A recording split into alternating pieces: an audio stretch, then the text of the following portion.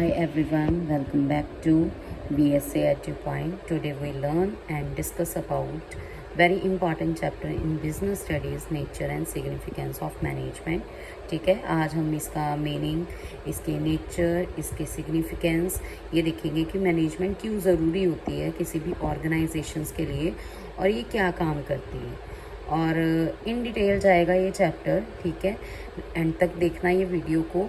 I hope आपके सारे doubts, आपकी सारी कन्फ्यूजन्स इससे दूर हो जाए। ठीक है, और जो इम्पॉर्टेंट टॉपिक्स हैं इस चैप्टर में से वो हम आज कवर करने जा रहे हैं। ठीक है, तो सारी वीडियो अच्छे से देखना, जो पॉइंट्स हैं उसको नोट डाउन कर लेना ताकि इन फ्यूचर आपको कोई भी प्रॉब्लम ना हो। और अगर आपको कोई डाउट्स या प्रॉब्लम या कुछ इंपॉर्टेंट क्वेश्चंस के रिगार्डिंग वीडियो चाहिए वो आप मेरे को ज़रूर कमेंट बॉक्स में लिख के देना कि कौन सी आपको वीडियोस चाहिए, कौन से चैप्टर्स की चाहिए, तो मैं वो सारी चीज़ें आपकी कवर करने की कोशिश करूँगी। ठीक है, let's start nature and significance of management chapter. Student, अब हम सबसे पहले मीनिंग कवर करने लगे हैं कि मैनेजमेंट्स का मीनिंग क्या है। Management is the process of planning, organising, staffing, directing and controlling the organisational resources to achieve specific goals efficiently and effectively. कह रहे कि मैनेजमेंट क्या है, एक प्रोसेस है, एक कंप्लीट प्रोसेस मानी जाती है जहाँ पे हम प्लान्स बनाते हैं अपने टास्क के रिलेटेड, गोल्स के रिलेटेड, और ऑर्गेनाइज करते हैं सारी चीज़ों को, स्टाफिंग करते हैं जहाँ पे right person at right job हम प्लेस करेंगे, उनको डायरेक्शंस प्रोवाइड होगी और उन पे प्रॉपर कंट्रोल बनाया जाएगा। क्यों ये सारा चीज़ हम कर रहे हैं एक ऑर्गेनाइजेशन में? ताकि जो हमारे ऑर्गेनाइजेशंस के गोल हैं वो इफ़ेक्टिवली एंड एफिशिएंटली वो हम उसको कवर कर पाएँ। ठीक है, अचीव कर पाएँ। ठीक है, अब सबसे इम्पॉर्टेंट इसमें दो टर्म्स ये यूज़ कर रहे हैं, इफ़ेक्टिवनेस एंड एफिशिएंसी। सबसे पहले हम बात करें अगर इफ़ेक्टिवनेस की, तो इफ़ेक्टिवनेस होता है जब हम अपने goals with in time period achieve कर लें। जैसे आपने कोई स्पेसिफिक गोल बनाया है कि हमने ये टास्क 6 महीने में कंप्लीट करना है या 1 साल में कंप्लीट करना है या 1 मंथ में कंप्लीट करना है, तो वो इसमें आ जाएगा कि हम जब अपना task with in time period complete कर लें, अपने goals with in time period complete कर लें, तो वो हमारे गोल्स की तरफ हमें लेके जाएगा। देन आ गई एफिशिएंसी। अब गोल्स कैसे अचीव होंगे? टाइम पीरियड के बीच में तो कर रहे हैं, पर हमने अच्छी क्वालिटी मिनिमम कॉस्ट में प्रोवाइड करनी। कोई भी आपने गोल्स बनाए हैं उसको हमने टाइम के साथ साथ विद इन कॉस्ट भी कंप्लीट करना है, तभी वो चीज़ हमारी अच्छी मानी जाएगी मैनेजमेंट में या ऑर्गेनाइजेशन में। ठीक है, मैनेजमेंट करने का मेन पर्पस ही यही है कि हम इफ़ेक्टिवली और एफिशिएंटली अपने टास्क को कंप्लीट कर पाएँ। Let's start with the features of management. Management is a continuous process. Continuous process means कि जब आप एक टास्क कंप्लीट कर लोगे, उसकी planning, directing, staffing, coordinating, controlling, ये सारी चीज़ें आप कर लोगे, देन आप दूसरे टास्क के लिए अपना या दूसरे गोल्स के लिए आप मूव करोगे। तो मैनेजमेंट क्या है? कॉन्टीन्यूस प्रोसेस है, नेवर एंडिंग प्रोसेस है, जो एक टास्क कंप्लीट होने के बाद फिर दूसरे की तरफ मूव कर जाता है। Management is a multi dimensional means कि एक टाइम पे बहुत सारी चीज़ों को मैनेज कर रहा है, वर्क को मैनेज कर रहा है, पीपल्स को मैनेज कर रहा है, ऑपरेशंस जो एक्टिविटीज़ परफॉर्म हो रही है ऑर्गेनाइजेशंस में उसको मैनेज कर रहा है। मीन्स कि ये एक टाइम में बहुत सारे टास्क को, बहुत सारी डिमेंशंस को कवर कर रहा है। Management is a group activity. Group activity क्यों कहा जाता है? क्योंकि एक इंडिविजुअल का एफर्ट्स या एक इंडिविजुअल की मेहनत ही नहीं यहाँ पे काम करेगी, यहाँ पे ग्रुप्स के एक्टिविटीज़ जो होगी, जो ग्रुप की इन्वॉल्वमेंट होगी, उससे वो आप गोल्स अचीव कर पाओगे ऑर्गेनाइजेशंस की। मतलब each and every person in a organisation अपने एफर्ट्स, अपनी नॉलेज, अपने एक्सपीरियंस को यूज़ करेंगे, तभी ऑर्गेनाइजेशंस के गोल अचीव हो पाएंगे। Management is a dynamic function. Dynamic function means कि अडेप्ट करना जो भी बिजनेस इन्वायरमेंट में चेंज आ रहे हैं। अब business environment suppose raw material का अगर प्राइजेस चेंज हो गए, या लेबर की कॉस्ट चेंज हो रही है, या मशीनरीज के कोई चेंजेस आ रहे हैं, या गवर्नमेंट की कोई पॉलिसीज चेंज हो रही है, या गवर्नमेंट ने कुछ ऐसा इम्प्लीमेंट कर दिया है जो इकोनॉमीज को एक्सेप्ट करना पड़ेगा, जो बिजनेस इन्वायरमेंट पे इफेक्ट डालेगा। तो मीन्स कि ये सारे फंक्शंस क्या है मैनेजमेंट के डायनामिक फंक्शंस में आ जाएंगे, जहाँ पे बिजनेस ने ये सारे चेंजेस को क्या करना है, एक्सेप्ट करना है और फिर अपने गोल्स को अचीव करना है। Management is all pervasive means कि ये हर लेवल में प्रेजेंट होता है मैनेजमेंट। ये नहीं है कि हम पर्टिकुलर एक चीज़ कर रहे हैं उस पर मैनेजमेंट के हम सारी प्रोसेसेस को फॉलो कर रहे हैं, ऐसे नहीं होता है। मैनेजमेंट हर लेवल पे, टॉप लेवल पे, मिड लेवल पे, लोअर लेवल पे, तीनों जगहों पे प्रेजेंट होगा, तभी वो अच्छे से वर्क कर पाएगा। Management is an intangible force. अब इनटेंजिबल फोर्स का मीन्स कि जिसको हम देख नहीं सकते, छू नहीं सकते, पर मैनेजमेंट का क्या होगा, ऐसे ही होगा कि आप इसको सिर्फ महसूस कर सकते हो कि जो भी आपने प्लानिंग, स्टाफिंग, ऑर्गेनाइजिंग, डायरेक्टिंग ये सारी चीज़ें करी हैं उसका क्या इम्पैक्ट पड़ रहा है। वो इम्पैक्ट बताएगा कि आपकी मैनेजमेंट अच्छे से हो रही है कि नहीं हो रही। अब वो आपको कहाँ से पता लगेगा, आपकी सक्सेस से, आपके प्रॉफिट से, आपके गोल अचीवमेंट से।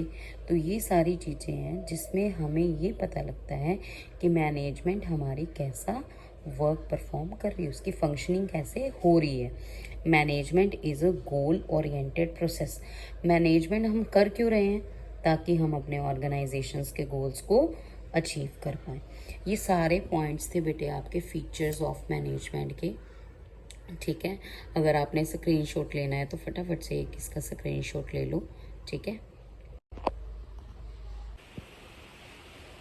अब हम करने जा रहे हैं ऑब्जेक्टिव्स ऑफ मैनेजमेंट कि ऑब्जेक्टिव्स क्या होते हैं मैनेजमेंट के। तो मेन इसके 3 ऑब्जेक्टिव है, organisational objective, social objective and personal objective. पहले हम सबसे पहले जो कवर करने जा रहे हैं वो है organisational objective.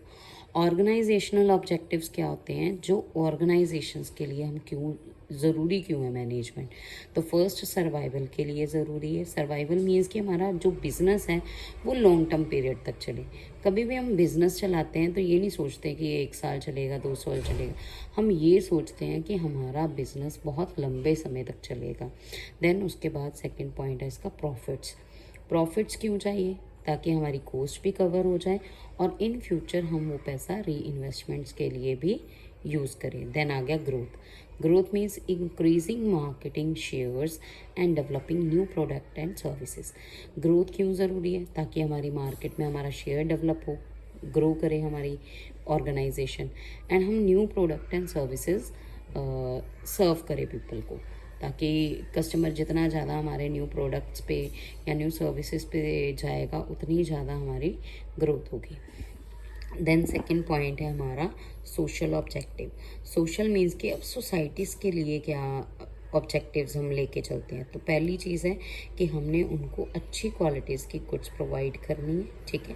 Providing quality products, अच्छे प्रोडक्ट्स प्रोवाइड करने हैं एट रीजनेबल प्राइसेस। और फिर एम्प्लॉयमेंट जनरेट हो, और इन्वायरमेंटल प्रोटेक्शन। इन्वायरमेंट प्रोटेक्शन कैसे आ जाएगा इसमें ऑब्जेक्टिव, ताकि जो हम बिज़नेस कर रहे हैं वो हमारा कहीं ना कहीं इन्वायरमेंट को हार्म करे कि नहीं करता। तो ये कोशिश करनी है कि जो भी हम एक्टिविटीज़ या प्रोसेस यूज़ कर रहे हैं अपनी ऑर्गेनाइजेशन में वो इन्वायरमेंटल फ्रेंडली मेथड्स हों, वो ऐसे मेथड्स हों जिससे हमारा इन्वायरमेंट हार्म ना हो। Then a third personal objectives में क्या आ जाएगा, सबसे पहले एम्प्लॉय सेटिस्फेक्शंस। अब एम्प्लॉयज़ को हमने फेयर वेजेस प्रोवाइड करने हैं, उनको बेनिफिट्स देने हैं, पॉजिटिव वर्किंग इन्वायरमेंट देना जहाँ पे वो अच्छे से सर्वाइव कर पाए, काम कर पाए, उनको अच्छा फील हो और उनको किसी तरीके की कोई डिफ़िकल्टी ना आए, ठीक है। Then employees development.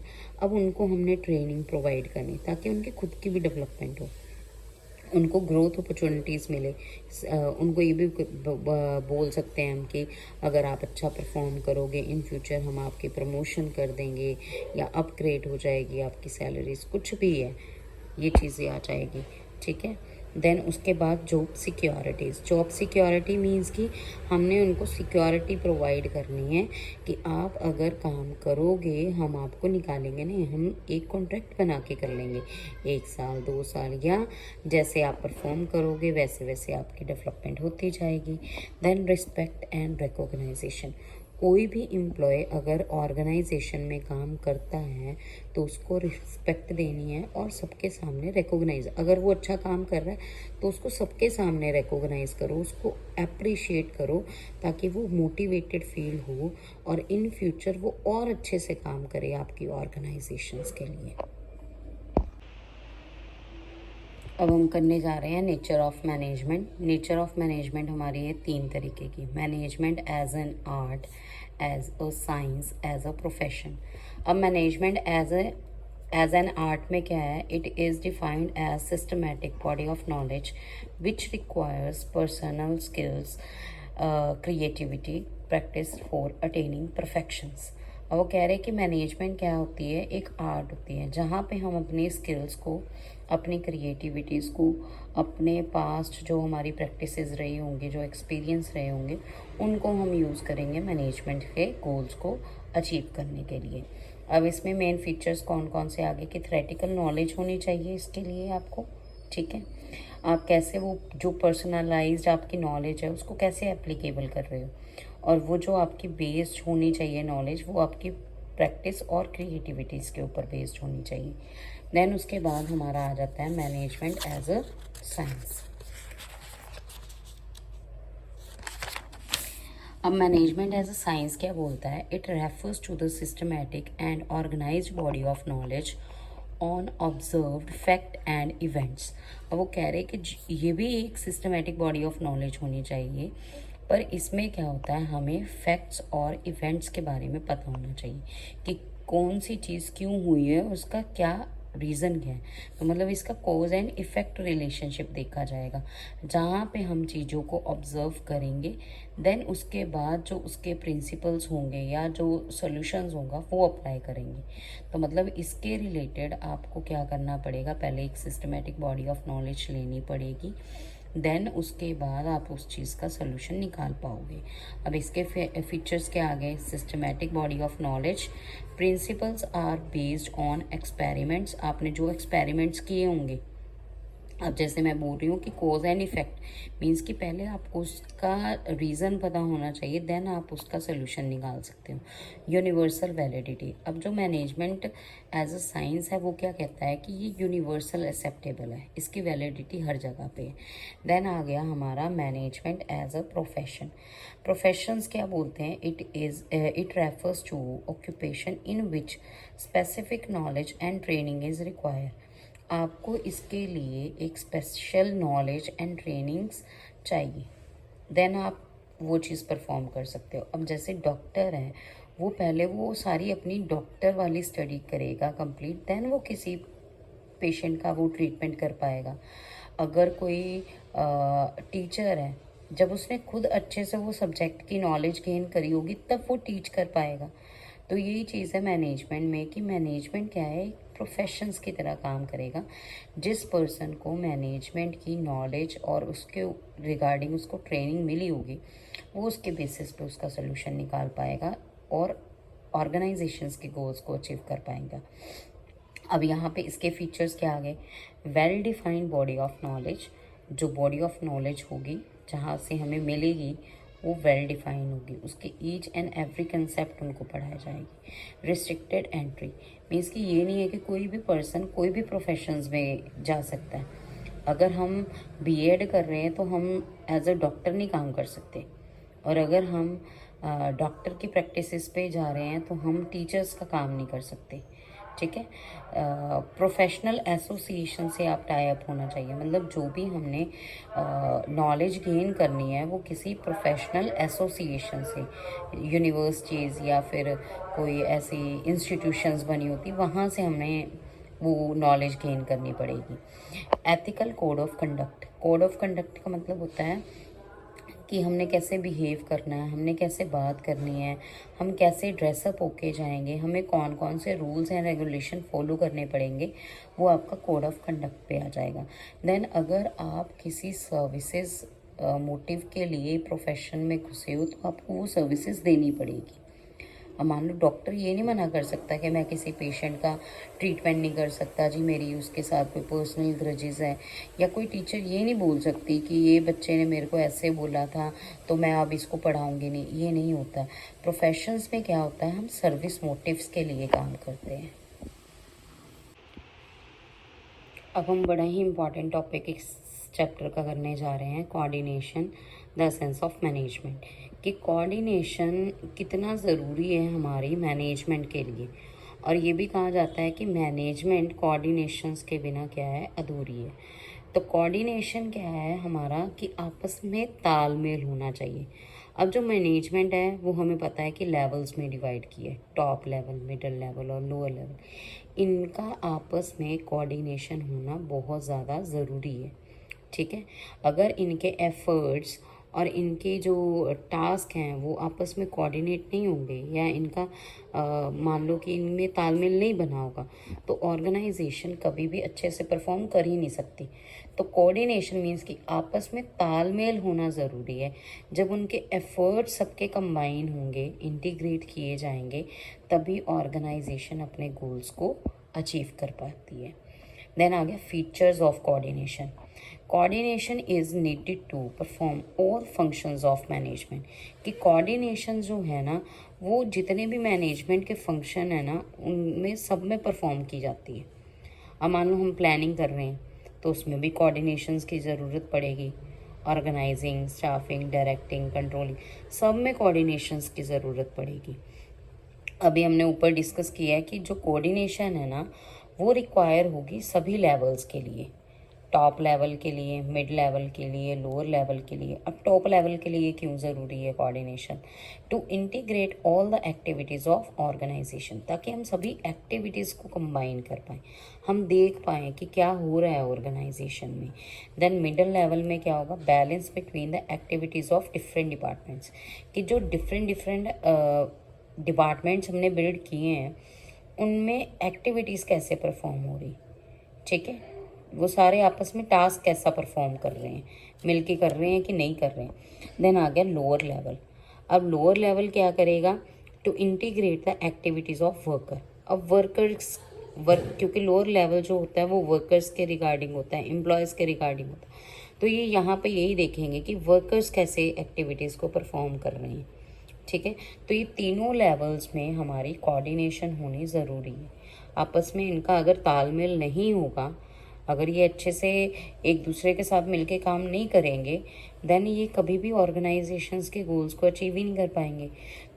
इसीलिए बोलते हैं कि मैनेजमेंट में कोऑर्डिनेशंस का होना बहुत ज़्यादा ज़रूरी है। देन इसका थर्ड पॉइंट है फीचर्स का, coordination is the most important function of an organisation. अब कोऑर्डिनेशन क्या है, बड़ा ही इंपॉर्टेंट फंक्शन है हमारी ऑर्गेनाइजेशन का। अगर हमने अपनी ऑर्गेनाइजेशन को लॉन्ग टर्म पीरियड के लिए सरवाइव करवाना है और सक्सेसफुल बनना है, तो हमें कोऑर्डिनेशन हमारी ऑर्गेनाइजेशन में होनी ज़रूरी है। Arrangement of individual and group efforts in realisation of common objectives. अब जो इंडिविजुअल के एफर्ट्स हैं एंड ग्रुप के एफर्ट्स हैं, इनको सबको मिलाकर हमने अपने कॉमन ऑब्जेक्टिव्स को अचीव करना है। Then synchronisations of different actions, various units and department, सबके साथ सिंक्रोनाइज करना है। सिंक्रोनाइज मीन्स कि सबके साथ तालमेल बना के चलना है, कि हमने कैसे टास्क को, मतलब जैसे होता है ना कि एक डिपार्टमेंट का काम हो गया, देन उसने दूसरे डिपार्टमेंट को इन्फॉर्म करना है, देन वो आगे इन्फॉर्म करेगा। अगर ये इन्फॉर्म इसको ना करे तो ऑर्गेनाइजेशन कभी भी नहीं अच्छे से काम कर पाएगी। तो इनका मीन्स कि इनका सिंक्रोनाइजेशन होना ज़रूरी है। इनको पता होना चाहिए कि हम किस वे से काम करेगा, ये जो हमारी इन्फॉर्मेशन है हमने इसको नेक्स्ट वाले को देनी है, नेक्स्ट वाला फिर अगले वाले को देगा। तो मीन्स कि ये सिंक्रोनाइजेशन इनका होना ज़रूरी है। अभी हमारा बड़ा ही इम्पॉर्टेंट टॉपिक है इसी चैप्टर में से, और लास्ट टॉपिक है जो हम कवर करने जा रहे हैं आज, ठीक है। Importance of coordination, importance of अभी ऊपर पढ़ के हटे हैं कि कोऑर्डिनेशंस क्यों ज़रूरी है, तालमेल होना क्यों ज़रूरी है। अब फर्स्ट आ गया इसका पॉइंट कि ग्रोथ इन साइज। जब कोऑर्डिनेशन होगा तो वो क्या करेगा, हमारे बिजनेस को ग्रो करने में हेल्प करेगा, ठीक है। क्योंकि सबके एफर्ट, सबके जो मेहनत है वो एक साथ काम करेंगे ऑर्गेनाइजेशंस के लिए, मतलब जितनी भी मेहनत है वो एक मोटिव के लिए काम करेंगे कि हमने गोल्स अचीव करने हैं अपने ऑर्गेनाइजेशंस के। तो अगर ऑर्गेनाइजेशंस के गोल अचीव होंगे मीन्स की ऑर्गेनाइजेशन ग्रो करेगी, ठीक है। उनके अलग अलग डिपार्टमेंट्स बिल्ड होंगे, उनके प्रोडक्ट लाइन होगी वो बढ़नी शुरू हो जाएगी, ठीक है। तो फर्स्ट पॉइंट जो है हमारा ग्रोथ इन साइज है। देन आ गया फंक्शनल डिफ्रेंसिएशन। अब वो यहाँ पे क्या करेंगे, जो अलग अलग डिपार्टमेंट्स बने हैं वो अपने अपने टास्क और अपने अपने वर्क को अचीव करेंगे, अपने गोल्स को अचीव करेंगे। अब वो जो अलग अलग डिपार्टमेंट्स के एफर्ट्स हैं जो वो अपने गोल्स अचीव करने के लिए लगा रहे हैं, उसको हम यहाँ पे क्या करेंगे, कंबाइन करेंगे कि ये सभी डिपार्टमेंट्स में आपस में क्या होनी चाहिए, हार्मनी होनी चाहिए, कि वो मिलके काम करें। किस लिए, ताकि ऑर्गेनाइजेशंस के गोल्स अचीव हो जाए, ठीक है। तो मतलब सभी डिपार्टमेंट्स में भी कोऑर्डिनेशन होनी बहुत ही ज़्यादा ज़रूरी है। देन आ गया स्पेशलाइजेशन। स्पेशलाइजेशन में क्या होगा, जिस पर्सन को जिस चीज़ की नॉलेज होगी, एक्सपीरियंस होगा, ठीक है, उसको हमने वो काम देना ताकि वो अच्छे से वो टास्क को कंप्लीट कर पाए। अगर वो अपना काम अच्छे से कर पाएगा तब भी ऑर्गेनाइजेशंस के गोल अचीव होंगे। तो मतलब coordination helps to combine their experience, ठीक है, एक्सपर्टीज़ को वो कंबाइन करेगा। यहाँ पे लिखा है ना, कंबाइन देयर एक्सपर्टीज़ या experience for overall success of the organisation. जब वो अपनी एक्सपर्टीज़ का मतलब होता है जिस फील्ड में वो बहुत अच्छे हैं उनको वो टास्क देना ताकि ऑर्गेनाइजेशंस के गोल अचीव हों। तो मतलब यहाँ पे हम ये तीनों पॉइंट्स में क्या कर रहे हैं कि कोऑर्डिनेशन ऑर्गेनाइजेशंस के लिए बहुत ज़रूरी है। सबके एफर्ट, सबकी मेहनत, इनमें हार्मनी होनी ज़रूरी है। अगर वो मिलके काम करेंगे तभी एक ऑर्गेनाइजेशन सक्सेसफुल हो पाएगी, ठीक है। बेटे हमने सारे इस चैप्टर के इम्पॉर्टेंट टॉपिक्स कवर कर लिए हैं, ठीक है। अगर आपको अब भी कोई डाउट है या कोई कन्फ्यूजन है वो आप मेरे को कमेंट बॉक्स में लिख के दे दीजिए। और अगर आपको इस चैप्टर्स के इम्पॉर्टेंट क्वेश्चन चाहिए कि बोर्ड्स में कैसे क्वेश्चंस आते हैं या इसके MCQs कैसे आएंगे इस चैप्टर के रिगार्डिंग, अगर उसके रिगार्डिंग भी कोई वीडियो चाहिए तो वो आप कमेंट बॉक्स में लिख देना, ठीक है। और अगर आपको इस चैप्टर के डिटेल नोट्स चाहिए तो आप इस चैनल को सब्सक्राइब करें, देन आप मेरे को सेंड करो PDF करके, ठीक है। और फिर मैं आपको DM कर दूँगी वो नोट्स। Thank you.